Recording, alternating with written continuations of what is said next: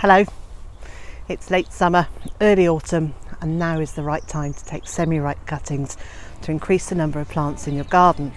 And today I'm going to show you how. I'm Zorab and this is Byther Farm.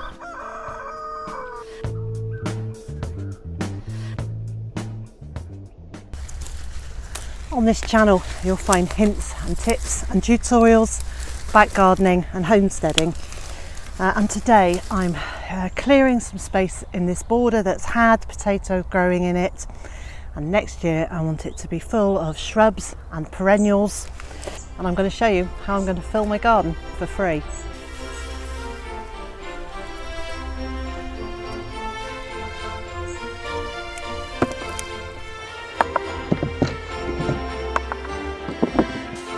There are several different types of semi-ripe cuttings, and so you don't have to keep scrolling back through this video. I'll leave some timestamps in the description box below, and then you'll be able to go straight to that type of cutting for the plants that you have.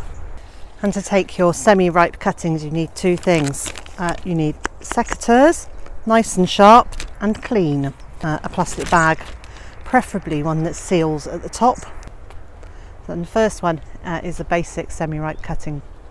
So what does semi-ripe mean? Well, it means it's not the very soft new growth from this year, but it's also not brown hardwood. It's a bit of the soft green going down to where it becomes more woody. When you're choosing your cuttings, avoid anything that is diseased or damaged or has got very unusual growth, and where possible take from more horizontal growth where there are small gaps, just small spaces between the leaves. And the other thing is avoid pieces that have got flowers on them, because you want non-flowering growth if you can. A great way to make sure you've got good material for semi-ripe cuttings is to prune really hard in the spring. So this lovely fuchsia here, it's a hardy fuchsia, and I really like it, and as you can see it grows really big. So I've got a piece here, it's a non-flowering piece, it's quite a horizontal piece. The end is still soft growth, and then a bit further back it becomes a little bit more woody, and I'm going to cut below a leaf joint like this. So having done that, the very next thing I'm going to do is get it into the bag to try and avoid it drying out from evaporation. I'm feeling it's very soft at the ends, and then it becomes a little harder, and then down here it becomes really woody. So where it is still slightly soft and not completely woody, that's where I'm cutting.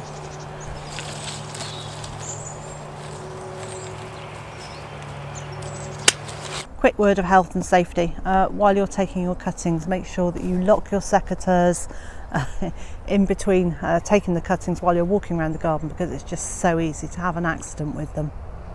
And then for a heel cutting, you're going to take away a very small piece of the stem or the branch as you take your cutting. So it will come away with a very small piece of the stem. And this is the heel.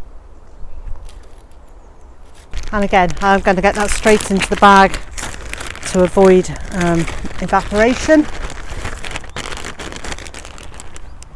Now if I don't get these into some compost straight away, I can store them in a cool place, as long as I've sealed the bag up, for up to maybe 12 hours, but it is better if you can do them sooner rather than later.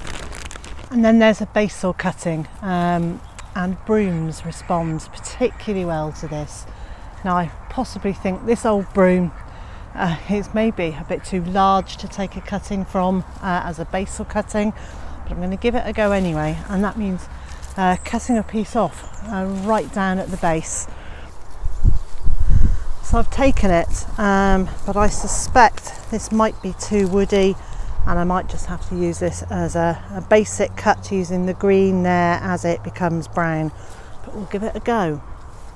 And the last one that I'm going to tell you about is called a mallet cut, and it's great for plants like Mahonia, but it'll work for any plant where the leaf comes off on alternate sides of the stem.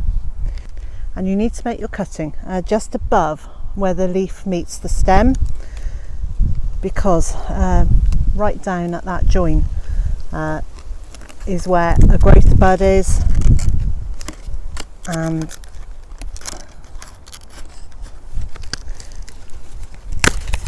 it's strong old stuff. So there's your cutting. I might actually just try and cut it a little bit closer to the joint. There we go. So I have actually trimmed that down to right next to where the leaf is, and I'm going to take it off below a leaf at the bottom. I don't need to keep this leaf that's at the bottom, so that can come away.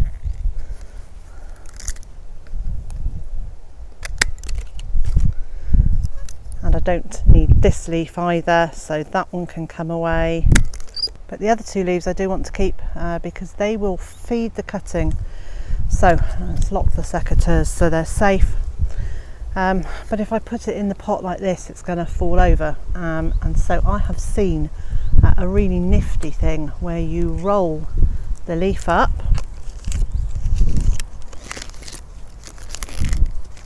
This is so clever. I was really pleased when I saw this. So you roll the leaf up like that, and then you secure it with an elastic band, which luckily I happen to have with me.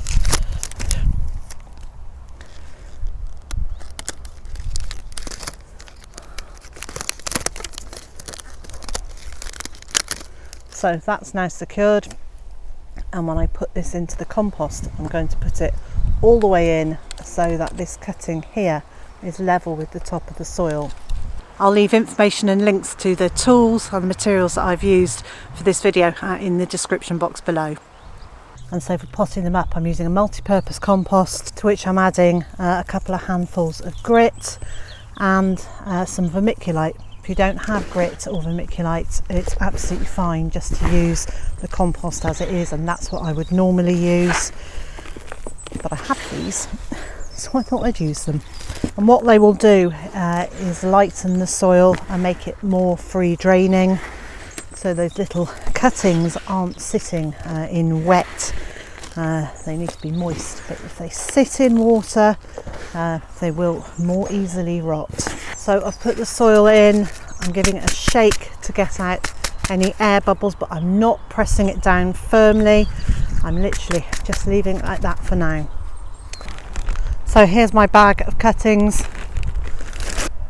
For the basic cut, you want to remove the very soft top and strip a whole load of the lower leaves. Now, because this is rosemary, I'm going to keep that to use in the kitchen.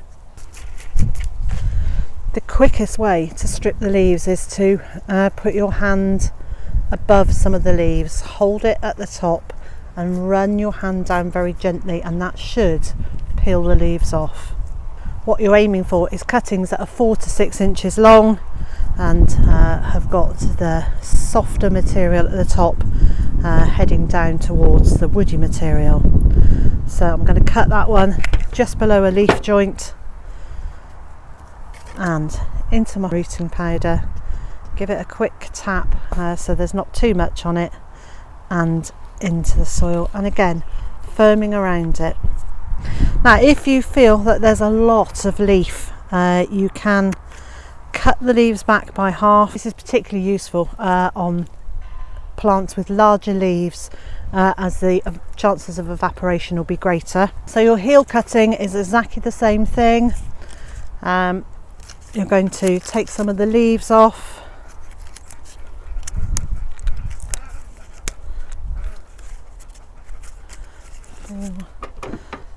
I'm going to cut above the 4th, 5th leaf. I am going to remove that one, and then I'm going to cut some of these back a little bit so there's not so much chance of evaporation. So you want to put the heel into your rooting powder, and again tap off the excess. And even though I've only got one of these, I'm still going to put it towards the edge where it will stay warmer, apparently. So in it goes, and I'm making sure that it's got plenty of compost contacting it. When I make a label, I like to say what the plant is and a variety if I know one, and also the date. Now I don't know the variety of this, so I've called it Bay Cooking, so that I know that this is one that I can use in the kitchen. So what I'm going to do is let them sit in some water for about 40 minutes and the water should soak up through the compost, and if it hasn't at that point, then I will use my watering can with a rose on it to give it a little watering from above.